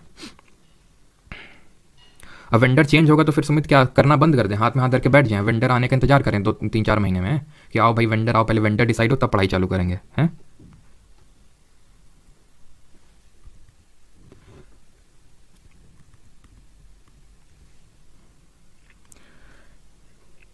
ऐप में ऐप में वो लाइव नहीं, उज्ज्वल यहीं पे लाइव होगा, ठीक है। और कल हम लोग का जो टॉपिक रहेगा that will be Indus Valley civilisation, IVC, जिसको हम हड़प्पन सिविलाइजेशन बोलते हैं। ये पहला लेक्चर है तो ये तो आपको फ्री यूट्यूब में मिल जाएगा एज अ डेमो, आप जो भी बोलना चाहते हो। बाकी जो लेक्चर्स हैं, ठीक है, वो आपको एप्लीकेशन पे मिलेंगे, लाइव फ्री रहेंगे यूट्यूब पे, बाकी जो रिकॉर्डिंग है वो एप्लीकेशन पे। और कोई मैं आपको बता दूं कि इसमें कूपन कोड नहीं है, ठीक है। बैच में आपको दिखेगा जिनको अनरोल करना है SSC GK 2.0 करके आपको बैच दिखेगा परमार अकेडमी ऐप पे कोर्सेज सेक्शन में, कोई कूपन नहीं है इसमें, ठीक है। 1 ईयर वैलिडिटी और लाइफ टाइम वैलिडिटी दोनों आपको ऑप्शन मिल जाएंगे, कूपन इसमें नहीं है, ठीक है। एक रिकॉर्डेड बैच भी आपको दिख जाएगा, SSC GK रिकॉर्डेड है, वो रिकॉर्डेड किन लोगों को क्या करना है मैंने पहले ही बता दिया था, ठीक है। यहाँ से हम लोग हिस्ट्री से स्टार्ट किया है। और एक चीज़, हाँ, जो लोग हिस्ट्री में नोट्स बना रहे हैं प्लीज़, ठीक है, जो लोग हिस्ट्री में नोट्स बना रहे हैं, ठीक है, तो वो कमेंट सेक्शन में लिख देंगे अपना, ठीक है, कि हाँ मैं हिंदी में नोट्स बना रहा हूँ, ठीक है, फिर बना रही हूँ। और वो फिर आपको एक नंबर मिलेगा, टीम का नंबर होगा, फिर उसमें आपको अपने हैंड रिटन नोट्स सेंड करने होंगे, ठीक है। जो भी जिसको लगता है जो हिंदी के नोट्स बना रहा हूँ, इंग्लिश के नहीं, हिंदी के मैं सिर्फ बात कर रहा हूँ, इंग्लिश के तो आपको मिलेंगे, हिंदी के बात कर रहा हूँ। अगर आपको लगता है कि आप काफ़ी अच्छे नोट्स बना रहे हैं, ऐसे बेसिक से नहीं, ठीक है, काफ़ी अच्छे अगर आपको लगता है नोट्स बना रहे हैं, तो आपको एक नंबर या तो मैं दे देता हूँ, वहाँ पे आप सेंड कर दीजिएगा, ठीक है। या तो आप कमेंट में लिख दीजिएगा, चलो मैं आपको नंबर देता हूँ, उसमें आप सेंड कर दीजिएगा, एक टीम का नंबर है, ठीक है, मेरा नंबर नहीं है, ध्यान रखिएगा ये। तो उसमें आप इसको सेंड कर दीजिएगा, नोट्स को, सिर्फ नोट्स को सेंड करिएगा, ऐसा नहीं कि सर हाँ हम नोट्स बना सकते हैं, नोट्स को सेंड करिएगा। और अगर आपको रिप्लाई नहीं आता है दैट मीन्स कि फिर आप सेलेक्ट नहीं हुए, और जो लोग सेलेक्ट, जो एक ही बंदा होगा ऑब्वियस सी बात है, तो उसको मंथली कुछ ना कुछ स्टाइपेंड भी मिलेगा। ये मत सोच के आना कि बहुत ज़्यादा मिलेगा, ठीक है, नॉर्मल सा जो है 6307286428, ठीक है, नॉट माई नंबर, ध्यान रखना ये चीज़, ठीक है, उसी हिसाब से मैसेज करना, और ओनली व्हाट्सएप, टीम का नंबर है। कुछ क्वेरी है जो यहाँ सॉल्व नहीं हुई है, और डिस्क्रिप्शन में उस वीडियो का लिंक आपको मिल जाएगा जहाँ पे बैच का अनाउंसमेंट किया था, वहाँ सारी चीज़ें आप बैच रिगार्डिंग बताइए, तो वहाँ पे भी एक बार उसको देख लीजिएगा, ठीक है। तो यहाँ पे जो हैंड रिटन नोट्स आप सेंड कर दीजिएगा, जो लोग हिंदी के बना रहे हैं, हिंदी नोट्स, ठीक है, जिसको जो सबसे बेस्ट होगा उसको सेलेक्ट किया जाएगा, ठीक है। Thank you.